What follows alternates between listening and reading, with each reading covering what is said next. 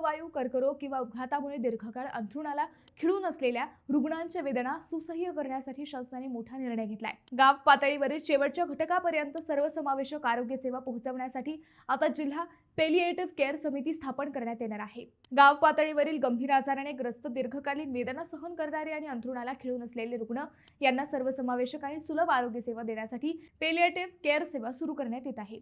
रुग्णाचे शारीरिक कष्ट कमी करून त्यांचे उर्वरित आयुष्य सुसह्य करणे हा यामागील मुख्य उद्देश आहे।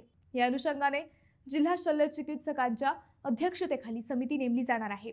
यात आरोग्य विभागाचे वरिष्ठ अधिकारी, सामाजिक संस्था आणि तज्ञ डॉक्टरांचा समावेश आहे।